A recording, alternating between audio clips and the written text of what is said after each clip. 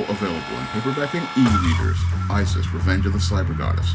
The goddess next door takes on the threat of a deadly digital diva driven to destroy the world in this action-packed, all-new Isis series adventure. Get Isis, Revenge of the Cyber Goddess featuring a bonus pin-up and the other 2 books in the Cyber Goddess saga at online bookstores everywhere today.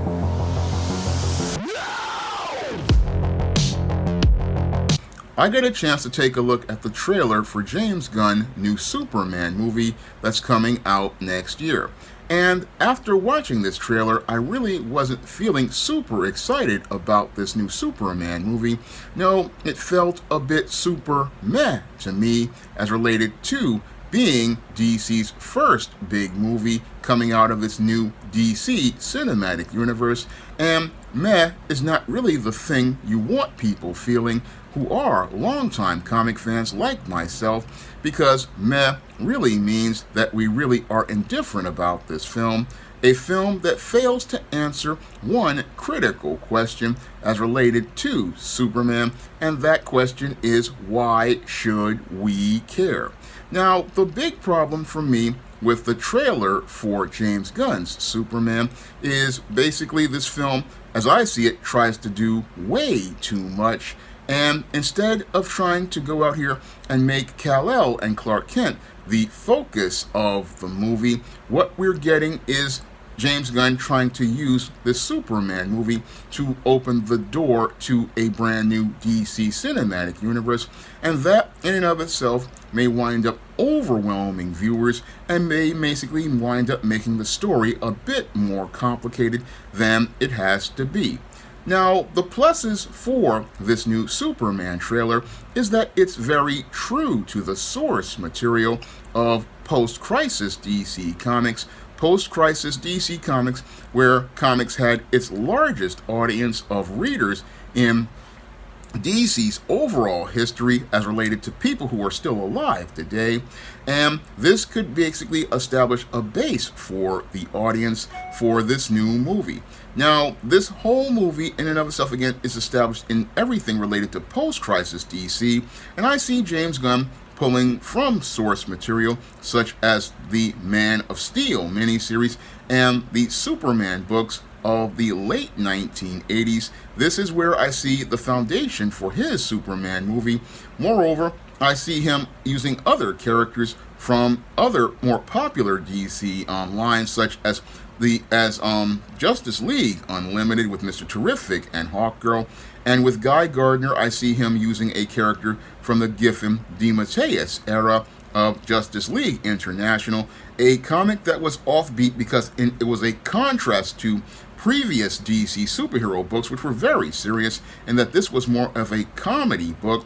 And this is where I start to have the issue with James Gunn, because James Gunn, as I see it, is turned into a bit of a one-trick pony based on what I've seen with Guardians of the Galaxy, what I've seen with the Suicide Squad, and what I'm seeing with Creature Commandos, in that basically he has one story model that he basically cuts and pastes into all of his projects, where he basically finds a group of offbeat characters and then uses them for this juvenile adolescent humor.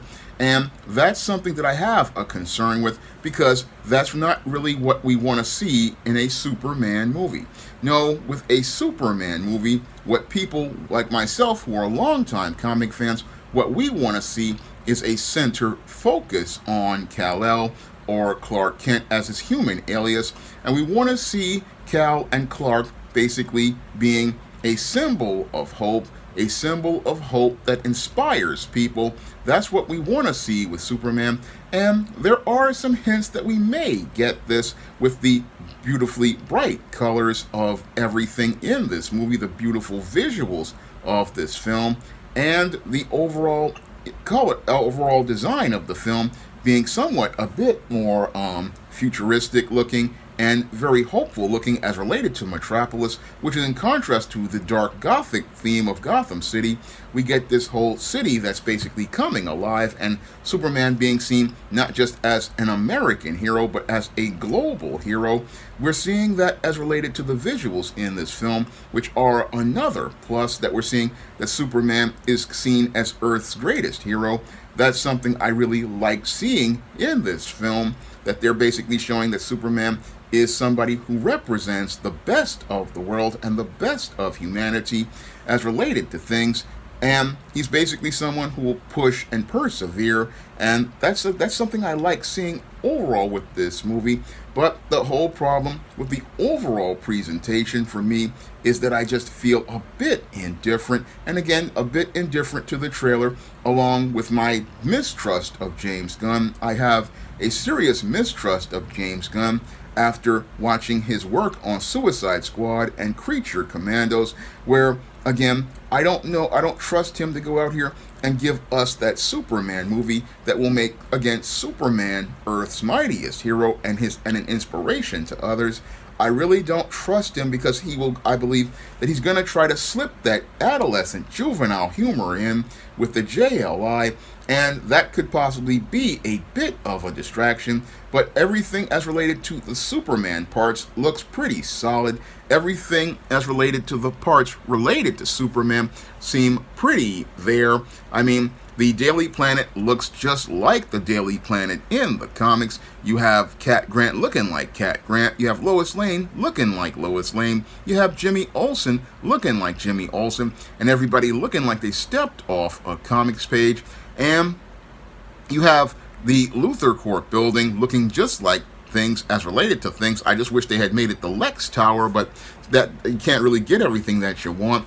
But my only gripe with this movie is that costume that they picked. I mean, this costume in and of itself turns me off because it reminds me a lot of the New 52, which was a low point for comics.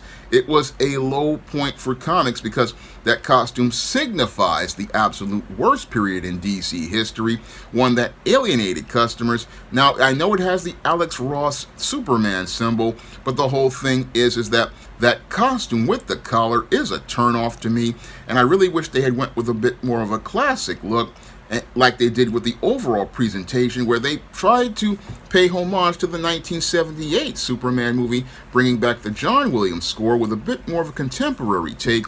I wish they had gone out here and basically given us a classic-looking Superman costume, because Superman's costume doesn't need to be changed, and what they changed it into basically makes the Superman costume look really bad.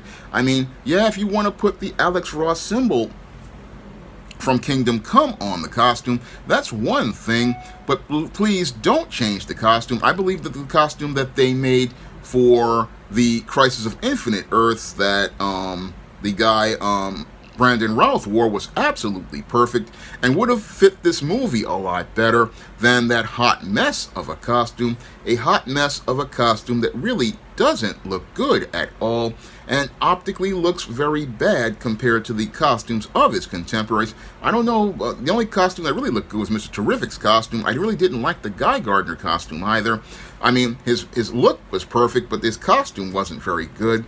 And the visuals are okay as related to the cinematography. Cinematography is great, and the special effects are okay. But my issues, again, are that this may wind up falling apart because of James Gunn's writing overall, and his overall vision may be a bit too cluttered. His vision may be a bit too cluttered because he's trying to do Superman, Lex Luthor, and the JLI, and Clark Kent. And that's a bit much for one movie. I mean, even MCU movies didn't try to do this much in its early phases. In its early phases, the first movie, Iron Man, was just about Tony Stark and Tony Stark learning how to be a human, how to relate to other people. And the core of his story was about him, as he was wearing this armor, connecting with people and caring about people. That was the core of the first Iron Man movie. And as we built into the Marvel Cinematic Universe, we learned to get to know these characters because they were the center focus of their own story. But my fear is that James Gunn is going to try to do too much, clutter this film all the way up. And as he clutters this film up, it's going to be something that's going to be hard to watch. It's going to be hard to watch because so much is going on, and you really don't want so much going on in your film. When you're doing a film or a novel or a screenplay or a comic book, you really want to make sure that you have one character as the center focus, and everything revolves around that one character, that we can care about them and get to know them.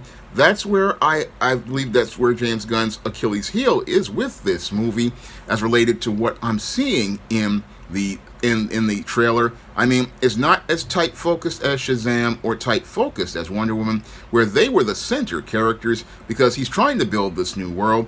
But the whole thing about world building, I know from my own experience of building the SJS Direct universe, is you really want to just focus on that one character. Then you can go out here, and if other characters start to become popular, like Esteem became popular after The Temptation of John Haynes, I just focus on that in a separate book, and I then develop that character and develop their mission in that next project. And the whole thing with the first one is you just want to just, again, establish the world, establish the foundation for the world, establish a reason to care, establish that world where we get to know this lead character, and after we get to know this lead character, you build up that anticipation for the next project, similar to the way you would build anticipation for the next month's comic. And when I look at Superman, again, I see the trailer. It's got a lot of potential, but it still leaves me indifferent at the end. And again, I really want to root for Superman, but this whole movie feels a bit like Super Meh. Now, if you want to check out my first full comic, John Haynes at Death's Door, you can pick up a paper copy on Lulu.com by clicking the link in the description box. And there you can pick up a paper copy for the same price as the 2022 Kickstarter, and check out how I would have done comics had I stayed in the comics business. And you can also get my first digital comic, Esteem No Good Deed, for just 99 cents on Kindle. And you can also pick up that comic in the Esteem series book, Esteem Blast from the Past. Now, I also have a lot of books in the SJS Direct universe, which starts with the novel The Temptation of John Haynes, and you can find those SJS Direct universe books such as The Temptation of John Haynes, the sequel The Man Who Rules the World, the ISIS series, the Esteem series, the John Haynes series, and the books of the Spinsterella trilogy, Spellbound, The Legendary Mad Matilda and Spinsterella, and the upcoming Spinsterella Goth Girl Summer, and my vampire novel Eternal Night, my sorority novel The Thetas, and my novel A Recipe for Success. You can find all those books on Amazon.com in paperback and Kindle format. You can also find them at other online booksellers like Draft the Digital, Google Play, Barnes & Noble, and big box retailers like Walmart and Target. And if you want to see me be able to make more videos talking about superhero movies, science fiction, fantasy, or comic books, you can drop a donation to the Patreon, the PayPal, or the Cash App to help me stay on the air and continue making content about it. That's all I have to say for this video. You can comment, rate, and subscribe.